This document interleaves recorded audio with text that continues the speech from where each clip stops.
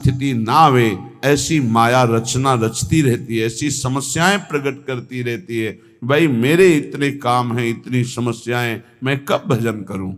वो भजन से विमुख होकर पुत्र पत्नी पुत्री धन मकान नाना प्रकार के व्यापार व्यवहार में फंसकर पूरा जीवन व्यर्थ कर देता है। कुरु पुरुषार्थ श्रोमणि माचन वृंदावने स्वयं पतितम।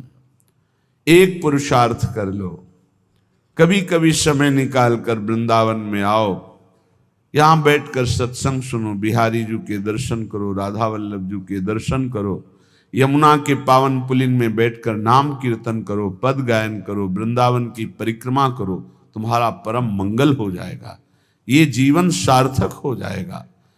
जीवन का परम लाभ है श्री लाडली जी की ठसक में आ जाना।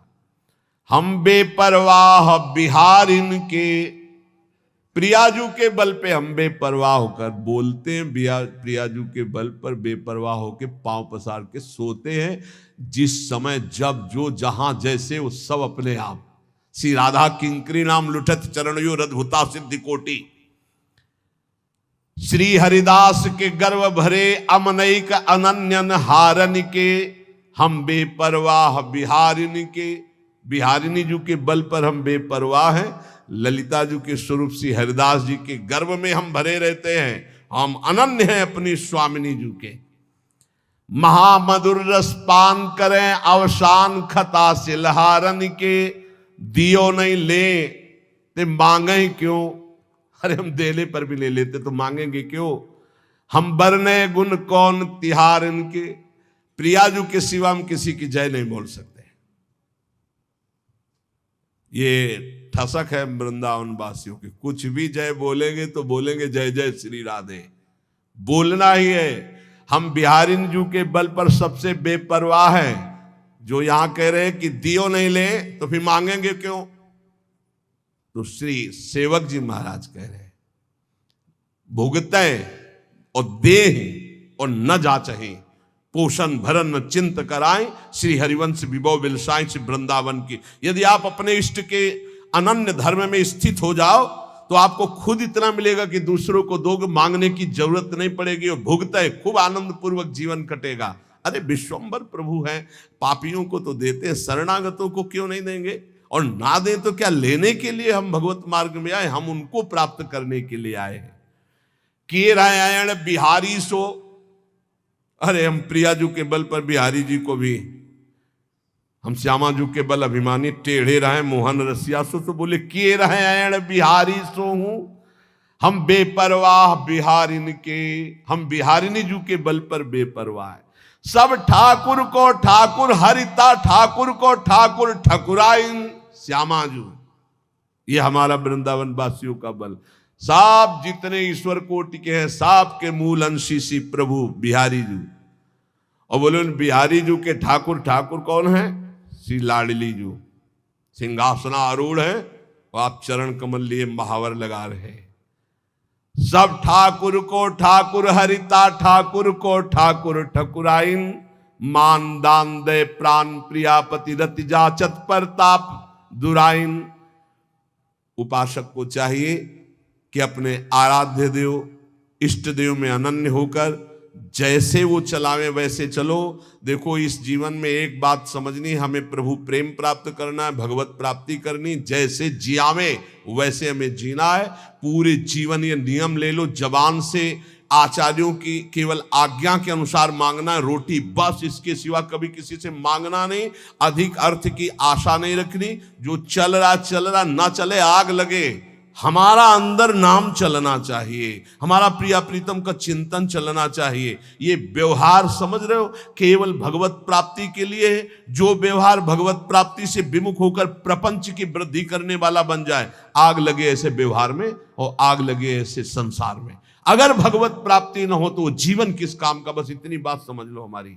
ये जन्म केवल भगवत प्राप्ति के लिए। कोई भी साधक चाहे गृहस्थ हो या विरक्त, चूक मत कर देना। कुछ समय केवल जीवन रह गया है, बाजी मार जाओगे। चूक कर गए तो बस यही का केवल नाटक रह जाएगा। दंभ पाखंड बिन विवेक वैराग भक्ति बिन सत्य न एको मानो, भगवत विमुख कपट चतुराई सो पाखंडे जानो। बहुत जल्दी पाखंड घुसता है भक्ति में। यदि अन्य भरोसा, अन्य लाभ, अन्य चले थे, एक भी कोई आशा नहीं थी केवल भगवत प्राप्ति के लिए। अब आशा कैसे आ जाएगी?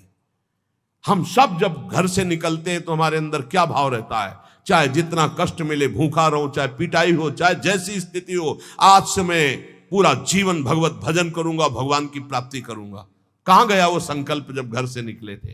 कहां गया जब गुरु की शरण में आए थे कि केवल भजन के लिए मैं आपसे जुड़ रहा हूं, अब मुझे कुछ नहीं चाहिए, जो है उसी से चलाऊंगा? कहां गया वो संकल्प? कहां गया वो चिंतन तुम्हारा? कहां गया वो आश्रय? खो गया। आ गया रुपया दिमाग में, मारा ना जूता रुपये ने, सब दिमाग के इसको ढीले हो गए, फिर उसी में फंस गए। रुपया रुपया रुपया, ये रुपया का जो जूता है ना, सबके लग रहा है। सिर पद त्राण बजे, शास्त्र सम्मत सिर पद त्राण जूता को कहते हैं। सिर पद त्राण बजे। ए भगत, ए भगवान के निज जनों, ये जीवन केवल भगवत प्राप्ति के लिए, केवल भगवान के लिए है। और ये शरीर जब भगवान को समर्पित है तो विश्व का भरण पोषण करते, तो हमारा भरण पोषण क्यों नहीं करेंगे? दृढ़ विश्वास रखकर नाम कीर्तन, नाम जब कोई भी मिले हमसे, हमारा उद्देश्य उसका मंगल करना होना चाहिए, रुपया लेना नहीं होना चाहिए। उस जीव का मंगल कैसे हो, उस जीव का दुख कैसे नष्ट हो, वो विपत्तियों से कैसे निकले, इस बात के लिए कोई संत महात्मा के पास जाता है। हमारा उद्देश्य उसको सुख देना है, ना कि उससे सांसारिक लाभ लेना है। अगर सांसारिक लाभ लेना है तो हमें लगता है बंद कर देना चाहिए सब प्रवचन।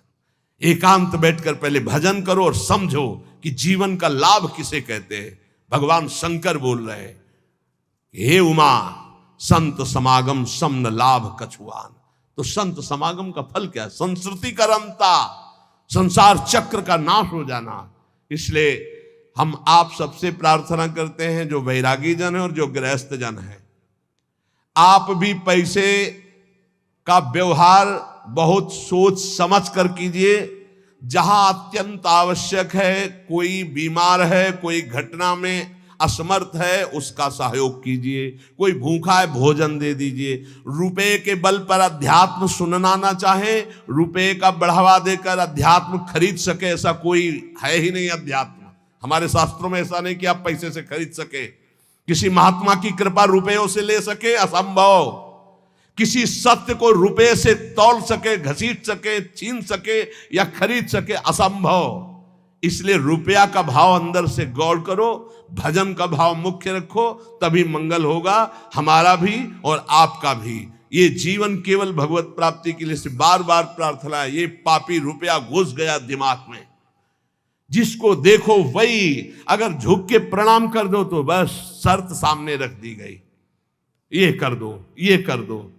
यही हमारा कभी कभी मन में आता है, बंद करो ये सब। केवल रुपया प्रधान रह गया संसार में, केवल रुपया। अरे साधु महात्मा फल फूल जंगल के खा करके और फिर शास्त्रों का ऐसे ज्ञान बांटते थे। आज हम उन्हीं के वंशज हैं, आज हम उन्हीं ऋषियों की परंपरा में हैं। केवल रुपया, ये आप अपना बढ़ावा भी न दें ऐसे असत भाव का।